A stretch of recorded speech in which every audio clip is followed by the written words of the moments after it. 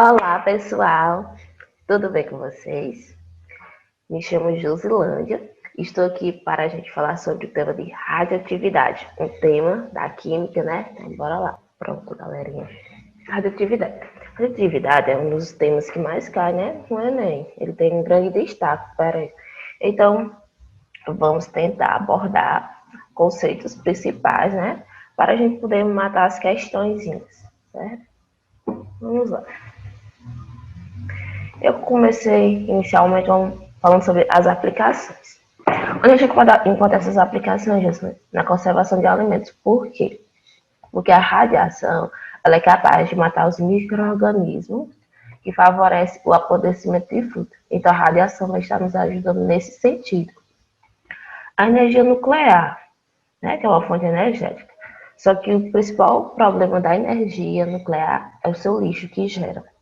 Porque se pensa o que fazer com ele, devido ao poder que ele pode causar, os danos que ele pode causar à saúde humana, certo?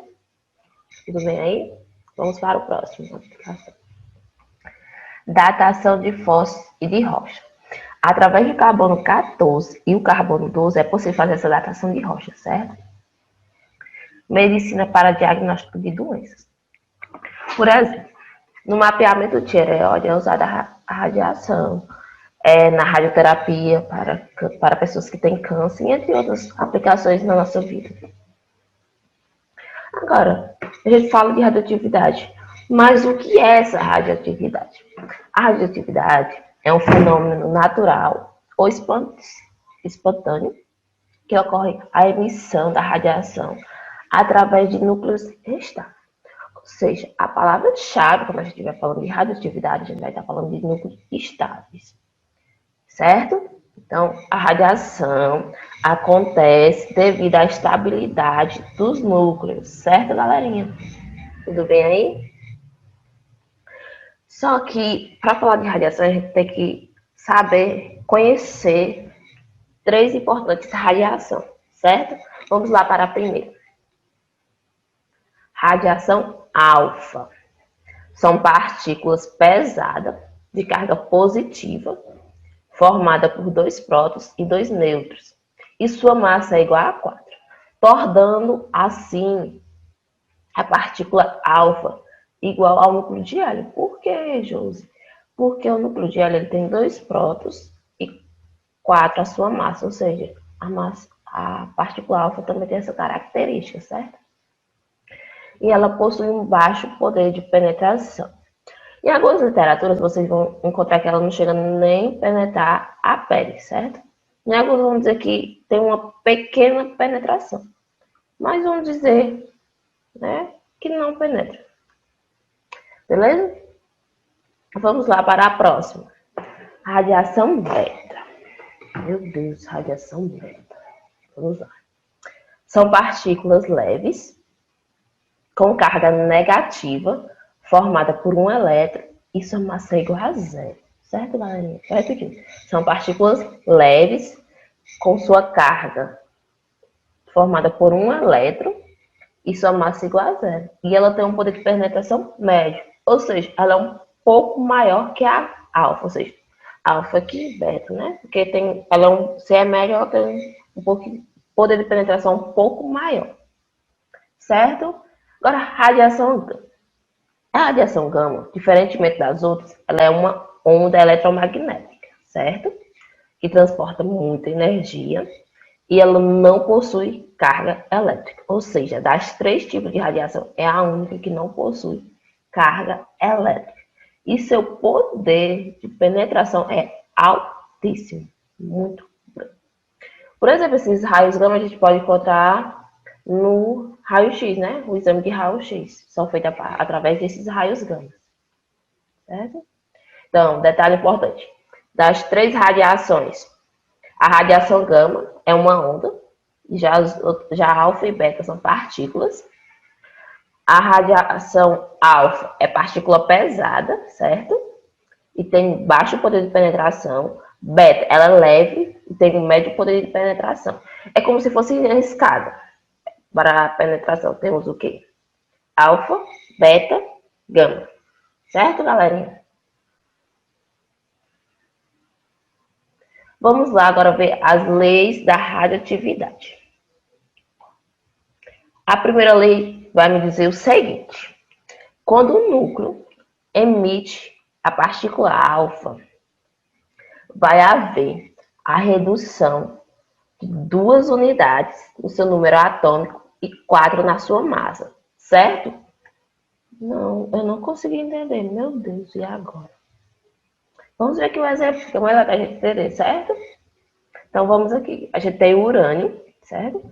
Com massa 235, como vocês estão vendo, e número atômico 90. Essa setinha, né, a formação, vocês vejam, tem a partícula alfa, que a gente já falou, né? 4 de massa e 2 ácido número atômico mais o tório, com massa 231 e número atômico 2. Ou seja, a sua massa caiu em 4, porque 235 menos 231 dá 4, né? E tá aqui a partícula alfa, com essa característica.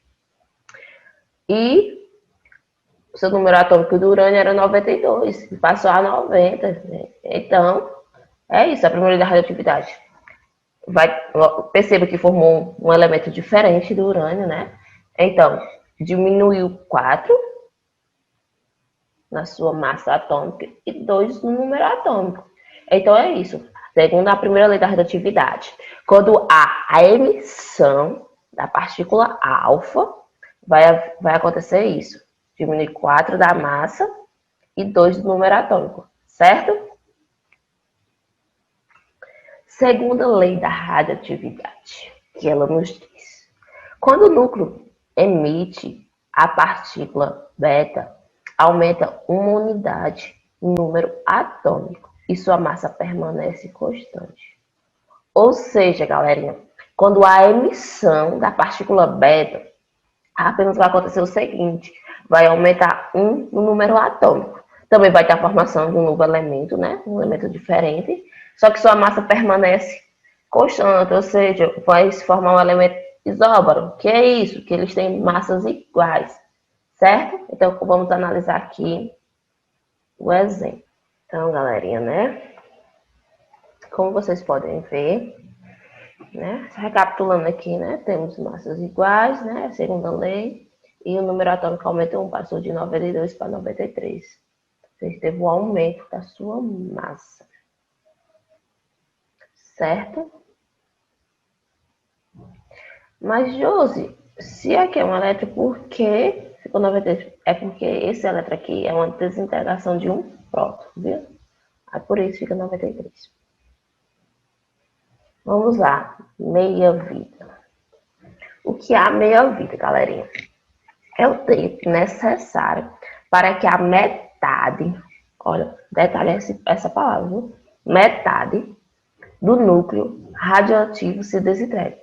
Ou seja, por exemplo, vamos dizer que o urânio tenha, é só suposição, viu, galerinha? Tem 30 anos, sua meia-vida é 30 anos, o que quer dizer isso? Quando passar 30 anos, a massa que ele tem, a massa X, vamos dizer, vai cair pela metade, ou seja, vai ser X sobre 2. Quando ele tiver 60 anos, né, que vai ser 30 mais 30 de novo, vai cair novamente, vai cair pela metade. Então, vai ser X sobre 2 dividido por 2, dá X sobre 4. Então, sua massa vai cair um quarto, certo? E assim sucessivamente.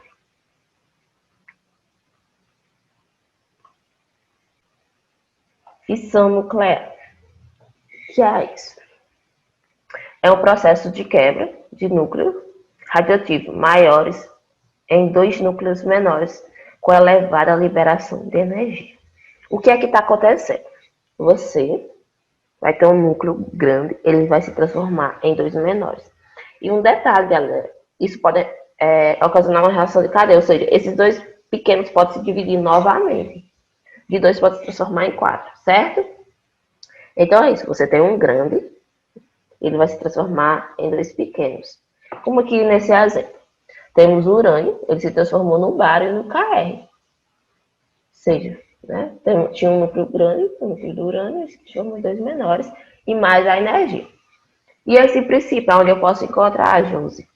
Você pode encontrar no princípio das bombas atômicas e nos reatores nucleares. Eles acontecem devido a esse processo, certo?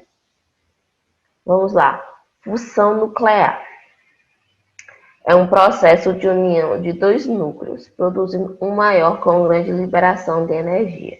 Ou seja, você vai ter dois núcleos pequenos, eles vão se unir, vão se juntar um só. Ó, vocês têm dois pequenininhos, pum. Aí a união, como vocês podem ver aqui. Os dois núcleos aqui formando o hélio. E mais a energia. E isso a gente encontra no princípio da bomba de hidrogênio. Gente, não sei se vocês perceberam, mas a fissão e a fusão nuclear têm uma alta liberação de energia, certo? Galerinha, agora eu trouxe umas questõezinhas para a gente praticar os conceitos, certo? Só que eu vou tentar revisar aqui rapidamente já o que já foi visto nesse slide. Vamos lá, a gente falou sobre 3 radiações, não foi isso? Alfa, beta e gama. Alfa, em relação à penetração, ela tem um baixo poder. A beta, ela tem intermediário, né, que é médio. E os raios gamas têm alto poder de penetração, né? Ou seja, ele tem mais o elevado. Certo? Meia-vida é o tempo, né? É o tempo necessário para que metade da sua massa se desintegre. Deixa eu ver mais o que. A gente acabou de ver fissão e fusão nuclear. A fissão é quando você tem um grande e transforma em menores. Já a fusão, você tem dois menores e se transforma em um grande. Certo? Então agora vamos fazer algumas questões, né? Essas questões são questões de Enem anteriores. Eu dou uma dica para vocês, tem que pausar o vídeo, tem que fazer as questões, depois vocês conferem se vocês acertarem, como foi, para vocês terem um feedback melhor, certo? Vamos lá. Gente, outra dica em relação à questão. Sugiro vocês começando a ler um enunciado, porque apesar de ser uma questão de exatas, muitas vezes no Enem eles gostam de muitos textos, e às vezes a gente acaba se perdendo, certo?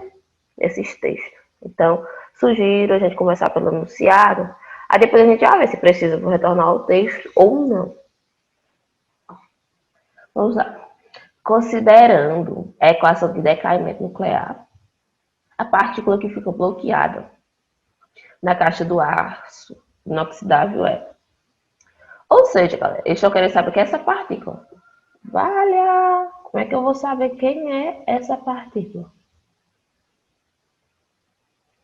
Fácil, galera. É só a gente analisar o que está acontecendo antes e depois, certo? Pra gente saber. Para saber qual a lei da radioatividade vai estar seguindo, certo? Vamos lá. Temos o tório aqui, certo? O tório ele tem massa 230 e número atômico 90, certo? E formou o rádio, que tem massa 226 e número atômico 88, certo? Perceba o que está acontecendo aqui. Eu tinha 230 e passou para 226, ou seja, diminuiu 4. Diminuiu 4 da massa. Isso me lembra alguma coisa? Sim, tá aparecendo a primeira lei da radioatividade. Vamos para conferir o que está acontecendo com o número atômico. 90 passou para 88, né? De 90 passou para 88. Diminuiu 2 do número atômico. Diminuiu 4 da massa. Primeira lei da radioatividade. Que diz que o quê? Quando a emissão da partícula alfa vai diminuir 4 da massa e 2 do seu número atômico. Logo, essa partícula aqui só pode ser a partícula alfa. Então, letra A. Isso mesmo, galera. Letra A. Aqui embaixo tem a justificativa. Coloquei para vocês darem uma olhadinha. Vamos lá, mais uma questão. Como eu disse para vocês, eu sugiro começar lendo o enunciado, né? Então, bora lá. O tempo estimado para que esse material se desintegre até atingir sobre 16 árvores de sua massa inicial é de... Gente, Para isso, o que eu preciso saber? O conceito de meia-vida, né? Porque isso aqui é uma questão relacionada à minha vida. Então, eu vou lá no texto saber quem é minha meia-vida. Bora lá. O terremoto e o tsunami ocorrido no Japão em 11 de março de 2011 romperam as paredes de isolamento de alguns reatores da usina nuclear de Fukushima. Ocasionou a liberação de substâncias radioativas. Entre elas está o iodo 131, cuja presença na natureza está limitada por sua meia-vida de 8 anos. Ou seja, galera, a palavra-chave está aqui, meia-vida de 8 dias, desculpe. Sua meia-vida é de 8 dias. Lembra o conceito de meia-vida?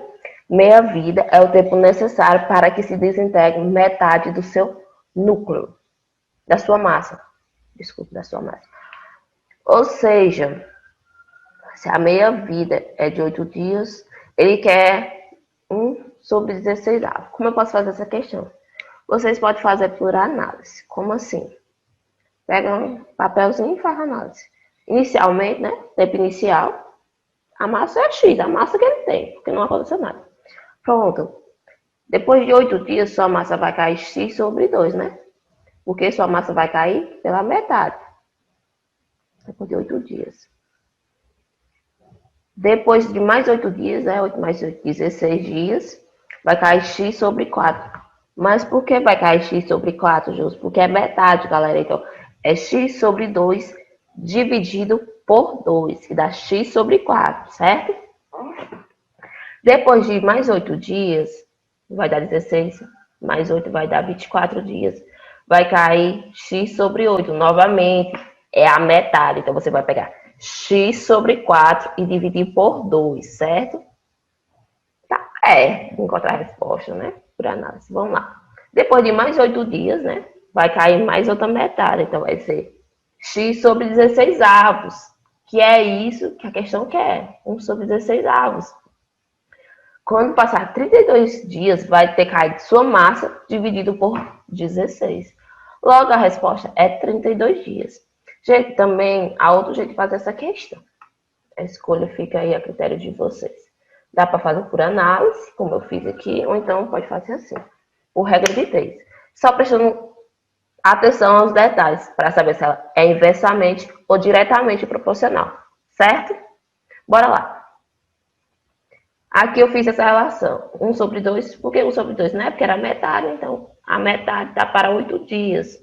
Assim como 1 sobre 16 está para X dias. Gente, perceba um detalhe importante. Daqui, de 1 sobre 2 para 1 sobre 16, foi dividido por 4, certo? E essa questão, a gente está falando de inversamento proporcional. Por que, José, inversamento proporcional? Quanto mais dias se passa, né? Quanto mais dias se aumenta, mais a massa está caindo, ou seja, inversamento. Um está aumentando e o outro está diminuindo. Então, se aqui eu dividir por 4, logo o inverso eu vou ter que multiplicar por 4. Logo vai dar 64 dias. Oxente, Josilene, você não disse que era 32 dias? Calma, galera, calma. Deu 64 dias. Porém, com o conceito de meia vida diz que é metade, então a gente tem que dividir por 2. Então, dá os 32 dias. Certo, galera? Então, vocês podem escolher qual método utilizar na hora de realizar a questão. Tente escolher o método que for mais fácil possível para vocês. Vamos lá.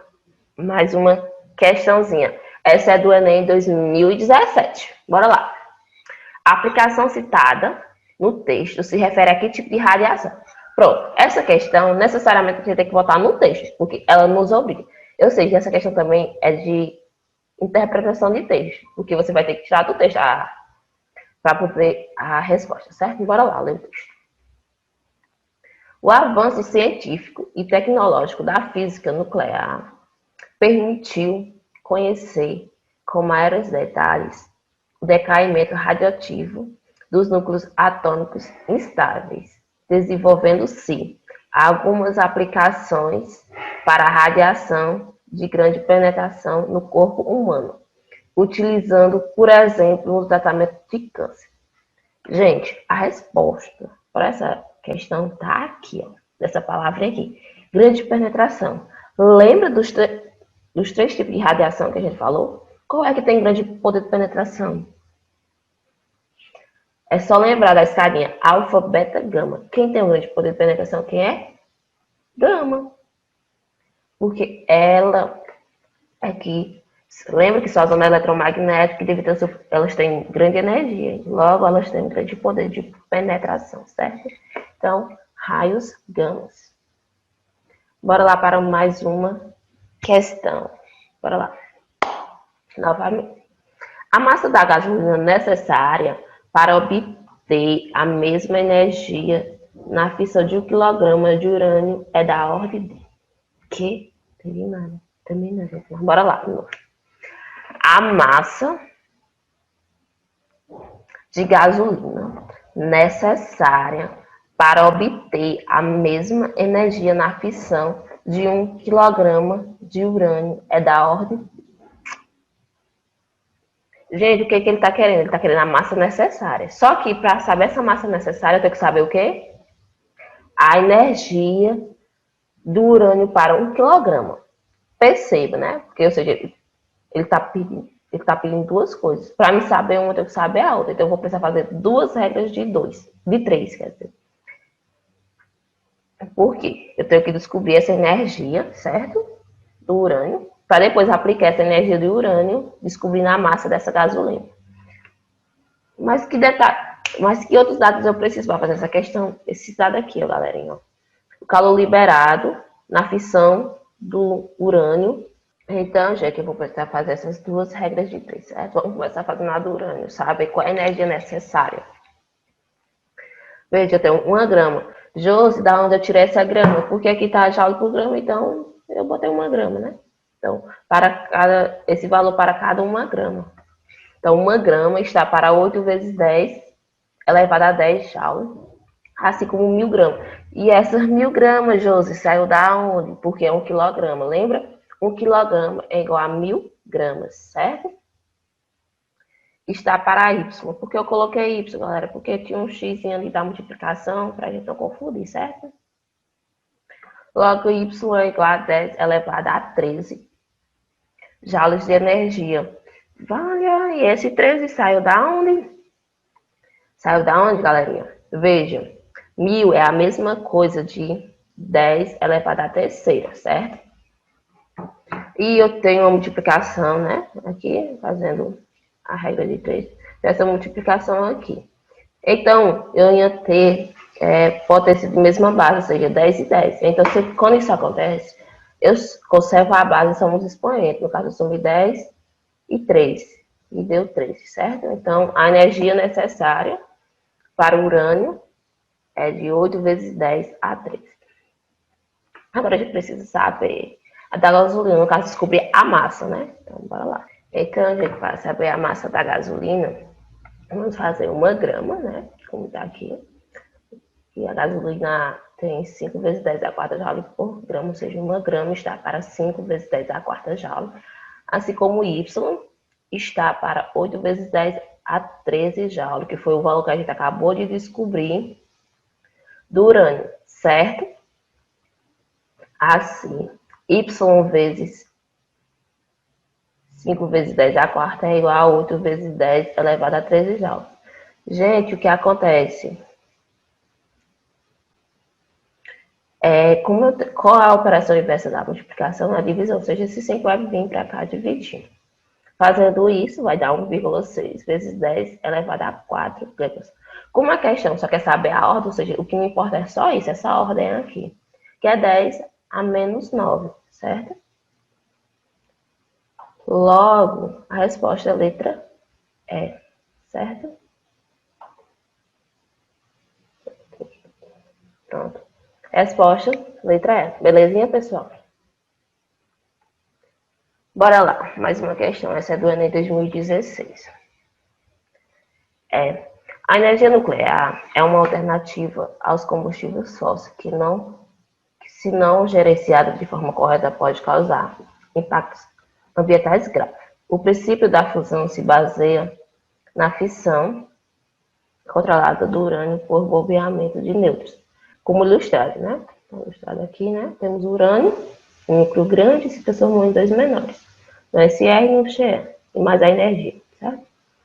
Um grande risco decorre da geração do chamado lixo atômico, que exige condições muito rígidas de tratamento e armazenamento para evitar vazamentos para o meio ambiente. Lembra quando eu falei da energia nuclear? Eu disse que uma das principais preocupações é o risco com esse lixo atômico, porque não se sabe ainda diretamente o que fazer para evitar, né? Já tem algumas técnicas, mas é necessário pensar o que fazer, porque pode trazer grandes prejuízos para a nossa vida, certo? Então, bora lá. Esse lixo é prejudicial, pois, bora lá, favorece a purificação de micro-organismos telefone. Não favorece. Então, não é essa. Letra B. Produz nêutrons livres que ionizam o ar, tornando o condutor. Também não, gente. Não é isso. O lixo não é. O problema prejudicial não é esse. Libera gases que alteram a composição da atmosfera? Também não. Não vai estar alterando essa composição. Acentua o efeito estufa decorrente do calor produzido da fissão? Não. O problema do lixo não é isso. Letra E. Emite radiação capaz de provocar danos à saúde dos seres vivos? Sim, gente. Por quê? Porque esse lixo, se não for bem cuidado, pode haver a contaminação do solo, de águas e até dos lençóis. Então, por isso que é preocupante essa questão do lixo. Então, a resposta é a letra A, devido a essa radiação provocar danos à saúde dos seres vivos. Por exemplo, galera, nesse daqui vocês podem lembrar de Chernobyl, porque apesar de todo tempo que já tenha passado, até hoje ainda lá ainda tem radiação, né? E até hoje pessoas sofrem, pessoas descendentes, né? De algumas pessoas que moravam lá no tempo, tem doenças, ou ainda hoje sofrem com alguma doença causada pelo acidente de Chernobyl. Então, quando falar de lixo, tem que lembrar de alguma coisa relacionada a isso, a energia. Mas Chernobyl é um grande exemplo do que aconteceu, né? Do que é prejudicial à nossa saúde. Certo? Então, essa questão, letra E. Emite radiação capaz de provocar danos à saúde dos seres vivos. Certo? Galerinha, era isso que eu tinha para trazer para vocês. Espero que vocês consigam compreender os conceitos. E até a próxima.